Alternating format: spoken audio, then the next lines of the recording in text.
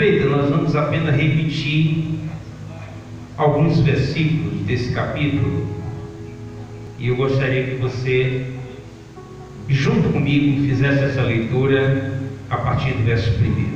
Diz então a palavra do Senhor: Eu sou a videira verdadeira e o meu pai, o lavrador, ou o agricultor, como dizem algumas versões. Toda vara em mim que não dá fruto, tira e limpa toda aquela que dá, para que dê mais fruto. Vós já estáis limpos pela palavra que vos tenho falado. Estais em mim e eu em vós, como a vara de si mesmo não pode dar fruto, se não estiver na videira, assim também vós, se não estiverdes em mim. Eu sou a videira, vós as varas, e quem está em mim e eu nele, este dá muitos frutos, porque sem mim nada podeis fazer. Se alguém não estiver em mim, será lançado fora, como a vara, e secará, e ao escolher, os lançam no fogo e ardem. Se vós estiverdes em mim, e as minhas palavras estiverdes em vós, pedireis tudo o que quiserdes e vos será feito. Nisso é glorificado meu Pai, que deis muito fruto, assim sereis os meus discípulos. Santo Espírito de Deus, nós te adoramos, adoramos ao Senhor, adoramos ao Senhor Jesus, porque, ó Deus, o Senhor é um só Deus. Mas, Deus, eu lhe peço em nome de Jesus que o teu Santo Espírito, ó Deus, venha trabalhar o meu coração de maneira especial nessa noite. Por isso, Deus, eu lhe peço em nome de Jesus Cristo que todas as coisas que o Senhor tem separado de forma especial, fale-nos profundamente e de maneira muito especial nesta noite. Que o seu amor, a sua graça, a sua bondade eterna nos acompanhe nesse momento. E que o Senhor fale poderosamente ao meu coração e, por consequência disso, ao coração da sua igreja, em nome de Jesus. Amém. Muito bem. Uma das coisas que a gente vai observar nesse texto, primeiro, é que Jesus acompanhou os seus discípulos durante um bom tempo. E essa companhia de Jesus há um bom tempo junto aos seus discípulos fez com que algo muito especial ocorresse na vida deles. Afinal, o mestre exercia a função de consolador, né? Ele estava ali todo o tempo ensinando, explicando como, trazendo à memória a palavra em evidência, né? A vontade de Deus expressa em Jesus estava em todo momento sendo colocada na vida dos seus discípulos. Por isso que ele chega e diz no capítulo 14, uma das primeiras coisas é que ninguém turbasse o seu coração, que acreditasse em Deus, que acreditasse nele, porque na casa do Senhor há muitas moradas, e se não fosse assim ele não teria dito: vou preparar um lugar. Então ele começa dizendo que, apesar de todas as situações das quais as pessoas estão enfrentando para a caminhada diante do Senhor, esse local de forma especial tinha sido preparado pelo Senhor. Num outro momento, um pouco mais à frente, ele vai dizer: olha, se me amardes, guardareis os meus mandamentos. Vocês me amam de fato, vocês vão guardar todo o ensino que eu venho trazendo para as vossas vidas todo o tempo em que caminhei com vocês. E ele disse: e não se preocupem, porque eu rogarei ao Pai, ele vos enviará outro Consolador para que fique convosco para sempre, o Espírito de verdade que o mundo não pode receber, porque não vê, não conhece, mas vós conheceis, porque habita convosco e está em vós. Interessante que aí então Jesus começa a falar de uma relação, por conta disso, de ligação.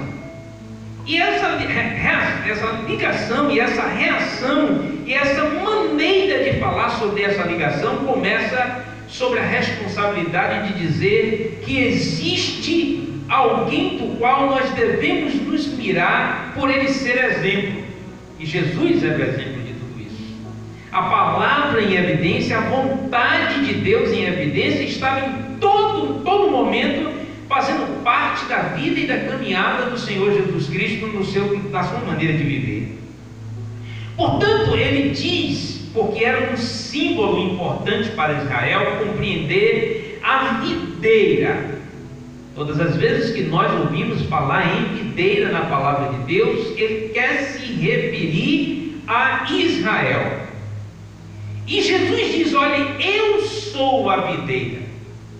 Eu sou a maneira certa de adoração, a maneira certa de condução, a maneira certa de agir diante de Deus. Eu sou a maneira certa da qual Deus espera que ocorra na vida de todas as pessoas como um exemplo principal. Por isso, ele disse: eu sou a videira verdadeira e o meu Pai cuida de mim como lavrador. E quando ele disse que o Pai cuidava dele como lavrador, ele quer dizer que tudo aquilo que saía da videira deveria ser exatamente como a videira. Interessante que eu já falei sobre isso pregando na igreja.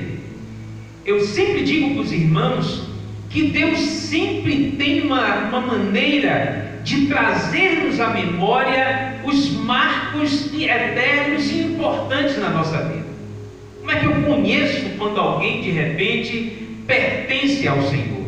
Quando é que eu conheço que alguém de fato está voltado para Deus? Porque as características dessa pessoa estão plantadas, estão unidas àquele de onde eu saio. Há exemplo muito claro e natural disso são os filhos, que são caracteristicamente parecidos com seus pais. Interessante que quando um filho não parece tanto com o pai, parece muito com a mãe, e quando há uma mesclagem, existem coisas que são parecidas de um e de outro, e quando um se parece muito com o pai ou com a mãe, o seu comportamento psicológico vai lembrar o lado oposto do qual pareça ser diferente do outro, né? Ou seja, se parece com o pai, a maneira psicológica é da mãe; se parece com a mãe, a maneira psicológica é do pai, e assim por diante. Então Jesus diz: olha, se eu sou a videira verdadeira, eu sou a videira pela qual todos vocês precisam observar, eu sou a videira de Israel, eu sou de fato aquele que é um referencial, e vocês são o Israel de Deus que nasceram de mim. E ele disse: toda vara ligada a mim que não dá fruto, atira. Uma das coisas principais que a gente vai notar nesse ponto é o tirar, né? Um dos pontos é que ele tira tudo aquilo que não pertence à videira. Interessante que, se a gente vai observar muitas vezes as árvores que são plantadas há mais tempo, existem algumas trepadeiras que se utilizam da robustez de uma árvore para envolver todo o seu caule, todas as suas galhas, e muitas vezes a gente fica imaginando quanto isso pode ser prejuízo para uma mangueira. E os agricultores sabem perfeitamente que esses parasitas, né, essas enramações que são chamadas de parasitas, precisam ser retiradas da árvore para que ela possa produzir seiva suficiente, retirada da terra, para alimentar os seus galhos, que darão flores e frutos. Então, uma das primeiras coisas que a gente imagina é que o lavrador observa todas essas coisas da vida de seus ramos e tira aquilo que não pertence ao seu ramo. Como ele faz isso? Me faz lembrar de uma situação muito interessante, né? É que quando sai da videira, da vide, que está enrolada naquele arame, onde dão os frutos, que são aqueles cachos de uva. Quando aquela enramação não está dando fruto de maneira correta, ele tira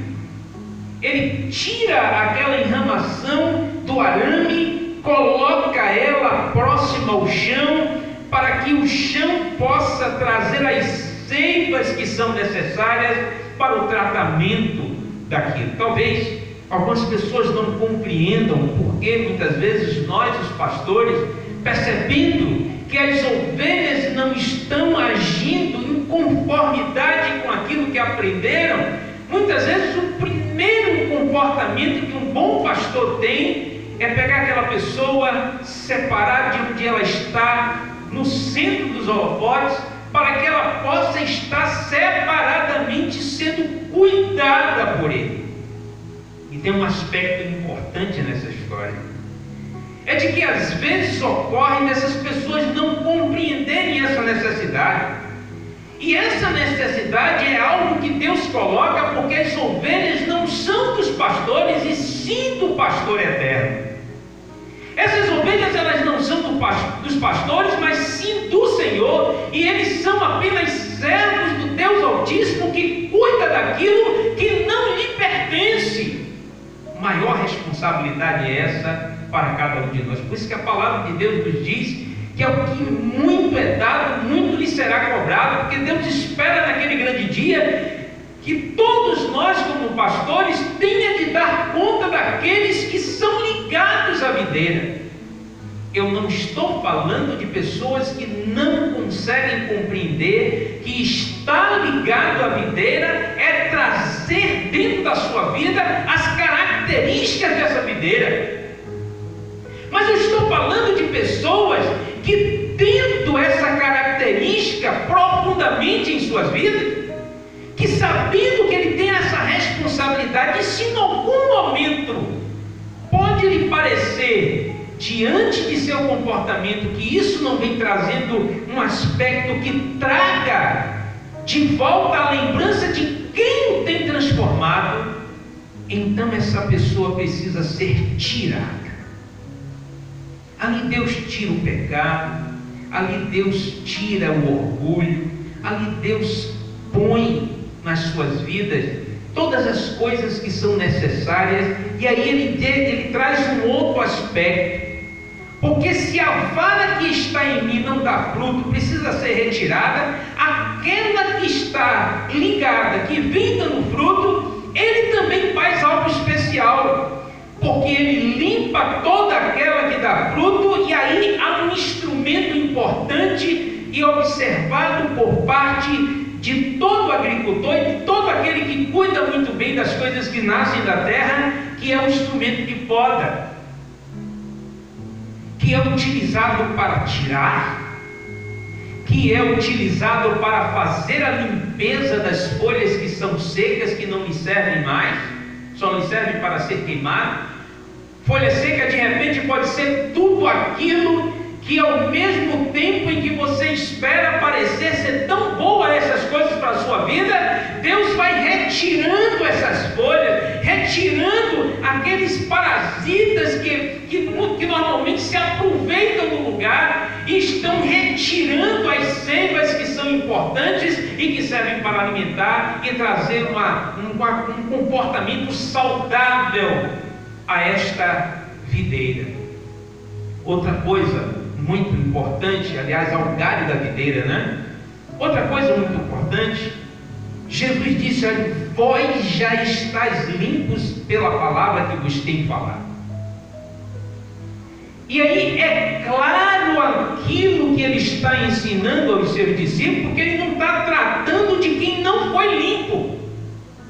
Porque uma coisa que é observada diante de uma situação dessa é que só se deixa ser tratado aquele que conhece a palavra, aquele que recebeu de bom grado a palavra, aquele que trouxe a palavra para a sua maneira de ser e compreendeu a grandeza desses aspectos na sua vida, de maneira que ele jamais vai olhar o comportamento importante dos seus pastores para com as suas vidas, fazendo com que esse comportamento não seja lembrado de uma maneira correta. E muitas vezes pastores encontram dificuldades em tratar esses galhos por uma ordenança da parte do Senhor, porque essas pessoas se acham muitas vezes atingidas, porque elas não se deixam ser cuidadas por aquele que tão somente está fazendo aquilo porque elas não pertencem a eles.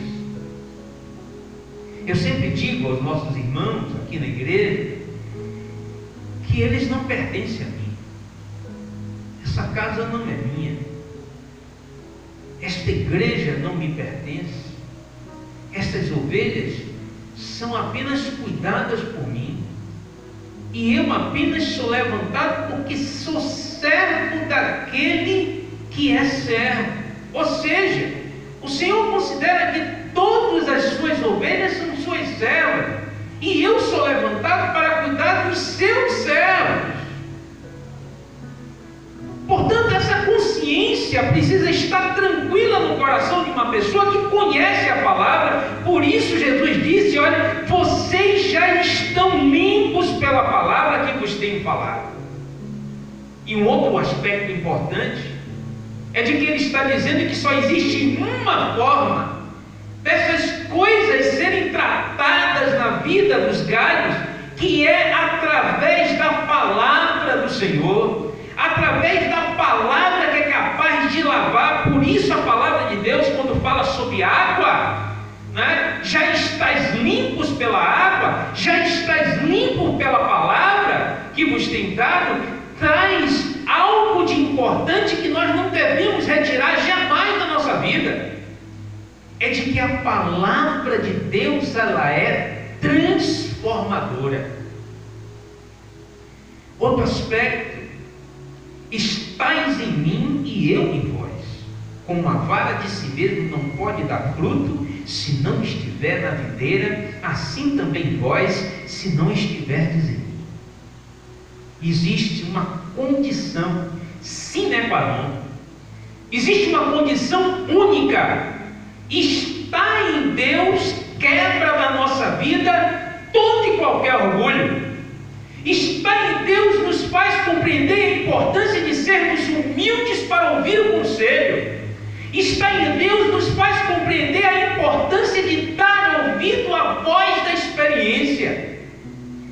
Por isso ele diz: estais em mim e eu em vocês, porque o Senhor não estaria na vida daquele, por exemplo, que não tem o Espírito de Deus. Interessante que Paulo, escrevendo a carta aos Romanos, no capítulo 8, e eu já falei disso algumas vezes, ele vai nos dizer: portanto, os que estão na carne não podem agradar a Deus. Se o comportamento que nós temos na nossa vida reflete a carne, se a minha vida tem um reflexo negativo a respeito de Deus, se os meus negócios são negócios fraudulentos, se a minha maneira de falar é torpe, se no momento das discussões eu não tenho controle, nem deixo Deus dar controle sobre as nossas vidas, então o domínio da nossa vida não está no Espírito e sim na carne.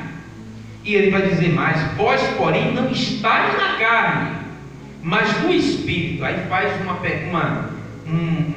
condição: se é que o Espírito de Deus habita em vós. Mas se alguém não tem o Espírito de Cristo, esse tal não é dele. Então somente aqueles que têm o Espírito de Cristo sobre suas vidas, a ação do Espírito de Deus nas suas vidas, são aqueles que conseguem deixar humildemente que Deus os trate, mudando, cuidando, cortando, podando, tirando, limpando, retirando toda aquela planta que é daninha e que está amarrada às nossas vidas e que não serve para para o nosso crescimento. Outro ponto importante é que ele diz: olha, vós estáis em mim, eu e vós. E aí a consciência, como a vara de si mesmo não pode dar fruto se não estiver na videira, assim também vós, se não estiverdes em mim, não poderá dar fruto. Eu não falo, irmãos, de vocês ganharem almas todo o tempo e ser uma quantidade imensa de pessoas, mas eu faço uma pequena pergunta. Em tempo de um ano mais ou menos, fazendo um espaço de um ano, quantas pessoas observaram o seu comportamento, buscaram saber por que você é assim, você falou de Jesus, essas pessoas aceitaram a Jesus como Salvador e elas permaneceram porque descobriram que o seu testemunho é um testemunho verdadeiro. Interessante que Jesus, um dia sendo questionado pelos fariseus, ele dava testemunho a respeito da sua própria vida, e os fariseus diziam: aquele que dá testemunho sobre a sua própria vida, este não é verdadeiro. E Jesus disse: não, as palavras que eu digo de verdade, são verdadeiras. Mas o que as pessoas têm enxergado sobre sua vida? Isso é um termômetro muito importante para sabermos se é hora de tirar, se é hora de limpar, se é hora de dar mais adubo para que se dê mais fruto.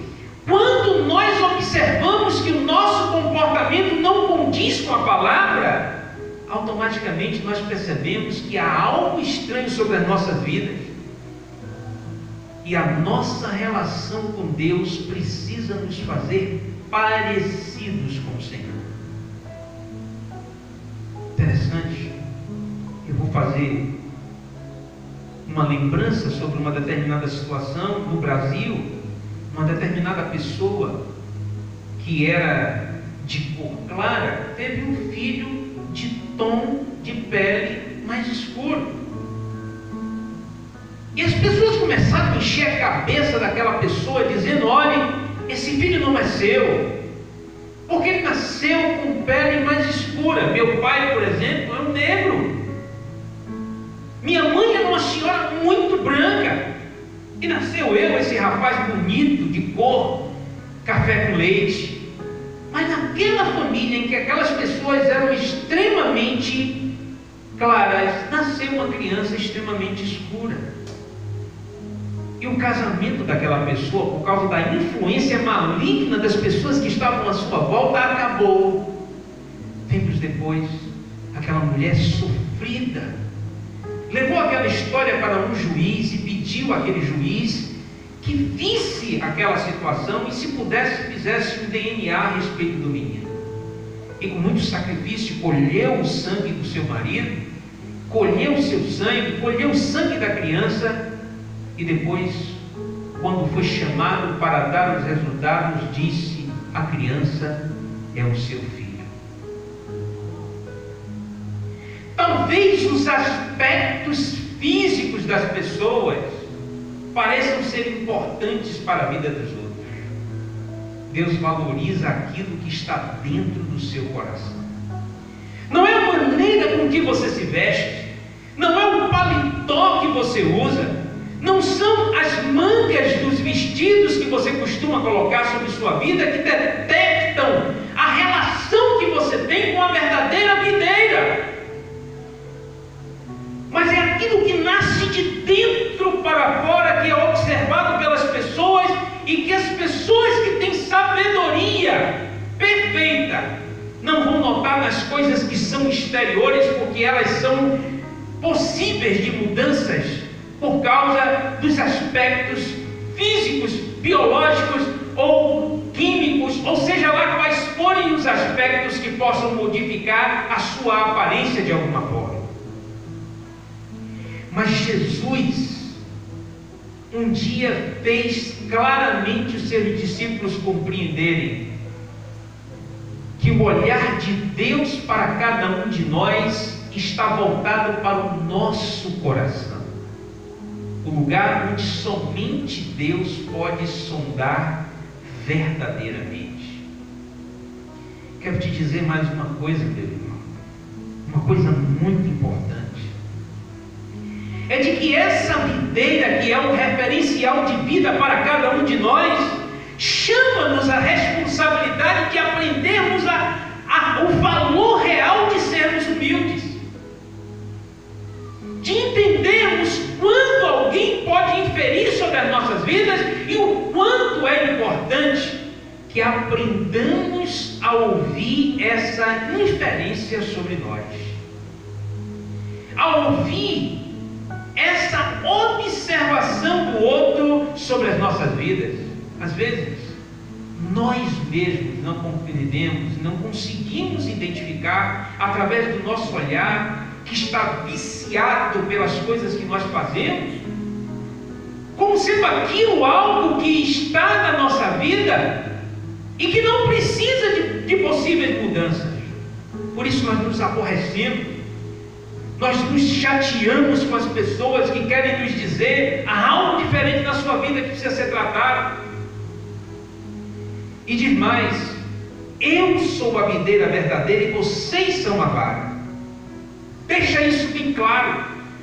Não sou eu que nasço de vocês, não sou eu que tenho que me submeter às varas, mas as varas nascem de mim e elas precisam se submeter a mim. Normalmente, o lado mais frágil de uma árvore não está no seu caule, que está bem fincado sobre a terra, mas sobre os seus galhos, que quando não são cuidados, quando não se é observado que um cupim deu no galho, aquele galho de repente pode partir, cair e matar alguém. E somente o olhar do agricultor, que é o Senhor, que permite com que outras pessoas venham observar a nossa vida e somos humildes o suficiente para deixarmos o seu olhar vir sobre nós, é capaz de modificar alguma coisa sobre as nossas vidas. Digam os irmãos: e eu preciso estar nele como ele deve estar em mim, porque eu sou a videira verdadeira, vós as varas, e quem está em mim e eu nele, esse dá frutos, frutos dignos de arrependimento, frutos dignos de mudanças de atitude, frutos que não condizem com as atitudes que estão voltadas para as coisas do mundo. Se alguém não estiver em mim, será lançado fora. E quem faz isso é o agricultor. Se alguém não estiver ligado à videira, não serve para nada. Imagine se um braço do seu corpo não pudesse estar ligado ao seu corpo, quanto tempo você suportaria viver próximo ao corpo, mas não ligado ao corpo? Braços de videira não foram feitas para estar separados. Por isso ele diz que toda vara que não está em mim é lançada fora. Toda vara que resolveu se desligar da videira para ter uma vida independente, para ter um comportamento independente, não durará muito tempo. E sabe quais são os resultados que virão sobre a vida dessas pessoas? O sofrimento. Porque a palavra de Deus nos diz que se ainda que alguém conseguir ter o seu comportamento escondido, não por toda a vida, um dia o Senhor revelará. Eu lhe pergunto, meu irmão, como tem sido você? Que características de Deus existem sobre sua vida? Aonde você está ligado? Quem é? Como tem sido a sua maneira de ser? Como tem tratado as pessoas que estão do seu lado? Como tem tratado os seus filhos? Como é o seu comportamento no trabalho? Como é a sua maneira de ser com os seus amigos? Como tem sido o seu jogo de futebol? Como você tem reagido diante das piadas indecentes e contadas pelos seus amigos? O que é que existe no WhatsApp do grupo que você está envolvido e que você não é capaz de sair daí e perde seu tempo em olhares que não deveriam fazer parte da sua vida, porque isso não pertence ao Senhor? Por fim, fim, eu quero lembrar aquilo que ele disse. Quando nós agimos dessa forma, nisso é glorificado o nosso Deus. Porque nós mudamos a nossa maneira de ser. O Pai é glorificado como resultante da nossa atitude humilde. Nós somos transformados. E agora eu quero orar por você. Eu quero pedir ao Senhor que o Senhor visite a sua vida nessa noite de maneira especial. Talvez algumas pessoas tivessem chegado para você e dito: olha, existe alguma coisa que precisa ser mudada na sua vida. Talvez o pastor que caminhou durante um tempo com você te avisou de algumas coisas, percebeu o seu comportamento, tentou te ajudar, e talvez até você não tivesse deixado que ele pudesse chegar ao seu coração e enxergar por você aquilo que os seus olhos foram incapazes de enxergar. Por isso eu quero nesse momento orar por sua vida, para que Deus faça as mudanças que são necessárias, para que o nome do Senhor seja glorificado na sua vida, em nome de Jesus. Oremos ao Senhor. Santo Deus, poderoso Pai, Criador dos céus e da terra, nós te louvamos, Deus, nós te glorificamos, te exaltamos, te bendizemos, te louvamos porque o Senhor é bom. Agora, Senhor Deus, visita a essa pessoa que ouviu essa palavra, que caminhava de um jeito tão egoísta, estava tanto tempo longe da videira, não tinha por referencial o Senhor, trouxe sobre sua vida aspectos que não eram importantes diante do Senhor, permitiu que ervas daninhas chegassem ao seu galho e transformasse a sua vida em algo distorcido daquilo que Deus um dia o criou. Eu lhe peço, Deus, em teu nome, porque essa pessoa nesse momento está orando, está chorando diante do Senhor, porque a sua vida se descaracterizou, Pai. Eu lhe peço em teu nome que o Senhor nesse momento trate esta vida, transforme-a, mude, que a palavra de Deus seja a evidência sobre sua vida, que ele jamais esqueça que está órfão, porque o Senhor prometeu o seu Espírito, e ele veio sobre todo aquele que crê em Jesus como Senhor e Salvador das suas vidas. Portanto, meu Pai, em teu nome eu te peço, que o Senhor levante suas mãos em favor dessa vida, retire tudo aquilo, ó Deus, que não pertence, retira o orgulho, dai, ó Deus, uma unção, ó Deus, sobre sua vida de humildade, faz com que, ó Deus, a sua palavra entre em evidências em seus ouvidos, que, ó Deus, ele possa se dobrar à voz do Espírito de Deus, que diz: muda, filho, porque eu amo você.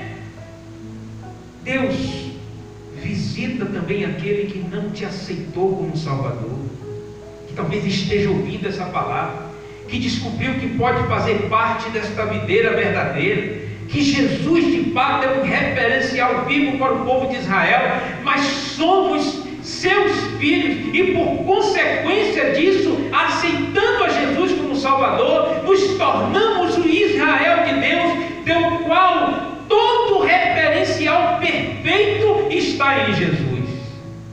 Queremos esse referencial sobre as nossas vidas, sobre as nossas famílias, sobre as pessoas que convivem ao nosso lado, sobre os nossos vizinhos. Que a bênção desse Deus de Israel seja sobre nós. E obrigado por esta palavra maravilhosa. No nome santo do teu Filho Jesus nós te oramos. Amém. Recebam todos a bênção do Senhor.